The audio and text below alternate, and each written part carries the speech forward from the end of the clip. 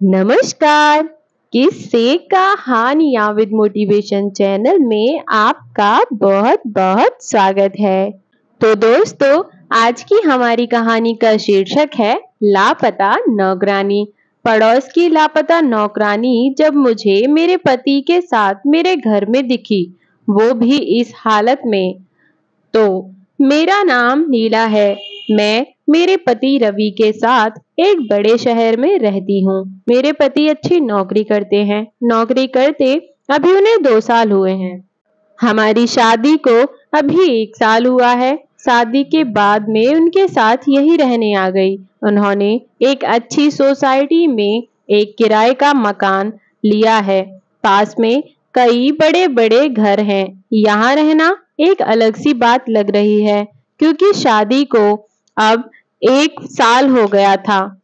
तो मैंने भी सोचा कि मैं भी वापस जॉब करती हूँ। हालांकि रवि इसके लिए मना करते थे।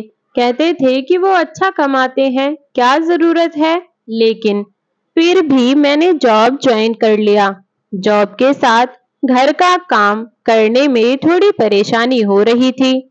इसलिए मैंने सोचा कि घर में काम करने के लिए एक नौकरानी रख लेती हूँ। लेकिन बड़े शहरों में अच्छा काम करने वाली का ज्यादा मिलना मुश्किल होता है।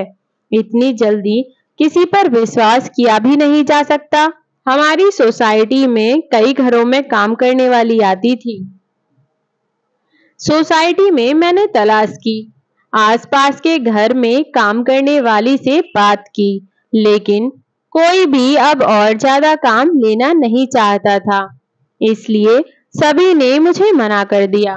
मैंने यह बात रवि को बताई और उन्हें ही कोई काम करने वाली को ढूंढने को कहा। रवि ने कहा कि वो कुछ करते हैं। कुछ दिन बाद उन्होंने घर पर एक काम करने वाली को रख लिया। रवि उन्हें पहले से जानते थे। शादी के पहले रवि वहां से अपने लिए खाना मंगवाते थे। उनका नाम राखी था। वे कोई 48 साल की रही होंगी। मुझे तो जैसे कि सुकून मिल गया हो। अब मैं अपनी जॉब आराम से कर सकती थी। सुबह और शाम को खाना बनाने का कोई झंझट नहीं था।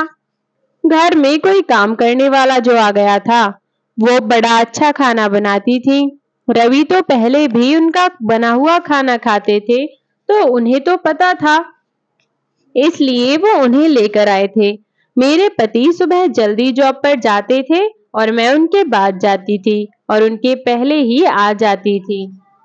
मेरे आने तक राखी काम करने आ जाती थी, इसलिए घर की एक चाबी उनके पास भी रहती थी। शाम को आते समय मैं कुछ सोसाइटी की महिलाओं से बात किया करती थी।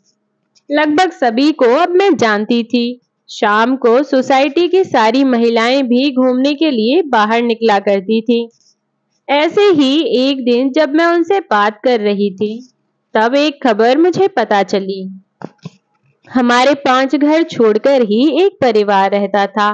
बड़ा रईस था उनका, वो खुद का घर था। उस घर में काम करने वाली एक लड़की करीब 19 साल की सुबह से घर पर नहीं थी। वो लड़की उनके घर का काम करने के साथ वहां रहती भी थी। वो आंटी बता रही थी कि वो सुबह जब जल्दी उठी तब वो लड़की घर पर नहीं थी। फोन किया तो उसका फोन भी स्विच ऑफ था। सोसाइटी में किसी ने उसे जाते नहीं देखा। वो आंटी कहने लगी कि घर देखा होगा, क्या पता कुछ लेकर गई तो नहीं। लड़की तो अच्छी थी, लेकिन आजकल कब कोई बदल जाए इसका पता कहाँ चलता है। उस लड़की को मैं भी मिली थी। अच्छी लड़की है, बात तो अच्छे से करती थी। इतना ज्यादा मैं उसे जानती नहीं हूँ। शाम की सारी बातें और घूमने के बाद मैं घर आई। रवि मेरे आने के कुछ घंटों बाद आते थे, लेकिन आज मैंने उनकी गाड़ी घर के बाहर देखी। वो इतना जल्दी आज कैसे आ गए, यही सोचते हुए मैं दरवाजे की ओर जा रही थी। दरवाजा मैंने अपनी चाबी से खोला, लेकिन वो नहीं खुला, क्योंकि उसे अंदर से बंद किया था। मैंने डोरबेल बजाई, लेकिन कुछ देर खड़ी रहने के बाद भी दरवाजा नहीं खुला। थोड़ी देर बाद रवि आए और उन्होंने दरवाजा खोला। रवि ने कहा कि तुम आ गई। उनके चेहरे पर एक अजीब सा डर था। मैंने पूछा, क्या हुआ? इतने डरे हुए क्यों लग रहे हो? वो बोले, कुछ नहीं, मैं नहा रहा था। दरवाजा मैंने अंदर से बंद कर दिया, आवाज सुनाई नहीं दी। उनकी बात सुनकर मैं अपने बेडरूम में चली गई। सुबह से घर से बाहर थी तो मुझे बड़ी थकान हो रही थी। बेडरूम का दरवाजा बंद करना मैं भूल गई, तो हवा से दरवाजा इधर उधर हो रहा था। जब दरवाजा खुला होता है तो मेरे बेडरूम के मिरर से हमारे हॉल का बाथरूम दिखाई देता है। मैं मिरर के आगे खड़ी होकर अपना मेकअप निकाल रही थी कि मुझे वो लड़की मिरर में दिखी, वो भी हमारे हॉल के बाथरूम में। रवि भी उस बाथरूम में घुसा जिसमें वो लड़की पहले से ही थी। यह सब मैंने क्या देखा, मुझे यकीन ही नहीं हुआ। इतना देखने के बाद मेरे बेडरूम का दरवाजा बंद हो गया हवा से। मुझे अब बाहर का कुछ दिखाई नहीं दे रहा था। मैं अपना सर पकड़कर अपने बिस्तर पर बैठ गई। मैं सोच रही थी बाहर जाकर देखूं और जो भी मैंने देखा वो सब गलत हो। मैं धीरे धीरे अपने बेडरूम का दरवाजा खोलने के लिए गई। जैसे ही मैंने दरवाजा खोला तो बाथरूम का दरवाजा तो खुला था। रवि और वो दोनों लड़की नहीं थे वहां पर। मेरी स्थिति उस समय क्या थी मैं बता भी नहीं सकती। मैं यह सोच रही थी कि रवि उस लड़की को कैसे जानता है। वो लड़की जब मैं यहाँ नहीं थी तो रवि के साथ क्या कर रही थी, और अब रवि उसे लेकर कहाँ गया है। मैंने सोचा कि मैं रवि को फोन करूं। मैंने उसी समय फोन किया। रवि ने कुछ देर बाद फोन उठाया। मेरे कुछ पूछने के पहले ही रवि ने कहा कि मुझे काम है, बस थोड़ी देर में आता हूँ। इतना कहकर रवि ने फोन काट दिया। वो मुझसे झूठ बोल रहा था। आखिर ऐसा क्या कर रहा था जो उसे मुझसे झूठ बोलना पड़ रहा था? मैं अपने आंसू रोक रही थी, अपने दिल को समझा रही थी कि रवि से बैठकर एक बार बात कर ले। अभी से कुछ भी मत सोच, शायद कुछ और बात होगी। लेकिन फिर से यही ख्याल आता कि आईने में मैंने उसे देखा था। थोड़ी देर के बाद हमारी काम वाली राखी भी आ गई। उसने मुझे इस तरह चिंता में देखा तो पूछा कि मैडम क्या हुआ। मैंने उसे कुछ नहीं कहा और अपने कमरे में चली गई। रवि करीब 2 घंटे बाद घर आए। उनकी शक्ल देखने पर मुझे गुस्सा आ रहा था। मैंने पूछा कि कहाँ गए थे। वो बोले, ऐसे ही कुछ काम आ गया था। वो फिर मुझसे झूठ बोल रहा था। मुझे बहुत गुस्सा आ रहा था, लेकिन मैंने अपने गुस्से पर काबू किया क्योंकि घर में राखी थी। मैं नहीं चाहती थी कि यह बात बाहर जाए। मैंने सोचा कि रात में इस बारे में रवि से बात करूंगी। हम लोग दोनों खाने के लिए टेबल पर बैठे थे। राखी खाना लगा रही थी। खाना लगाने के बाद राखी बोली कि साहब, बहुत अच्छा काम किया आज आपने। रवि बोले कि थोड़ा और लेट होते तो बस छूट जाती, इसलिए मैं आते ही चला गया। मैंने पूछा, क्या बात हो रही है? राखी बोली कि मैडम, वो लड़की जो यहाँ पड़ोस में उनके यहाँ काम करती थी और रहती थी। मैंने उसकी बात काटते हुए कहा, हाँ, सोसाइटी में सुबह से नहीं है। कहाँ है? राखी ने फिर कुछ ऐसा बताया जो मैंने सोचा भी नहीं था। राखी ने कहा कि कल कि वो छोटे से गांव की है। घर की हालत ठीक ना होने के कारण उसे यहाँ काम करना पड़ रहा था। लड़की अपने घर जाना चाहती थी, लेकिन उस घर की मालकिन उसे जाने नहीं दे रही थी, उसे पैसे भी नहीं दे रही थी। उस घर में दिन रात उसे 8 लोगों का काम करना पड़ रहा था।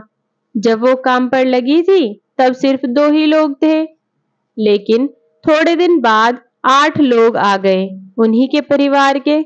उसने काम छोड़ने और जाने को कहा तो उन्होंने उसे कहा कि तुम नहीं जा सकती जब तक हमें कोई और दूसरी काम वाली करने वाली नहीं मिलती।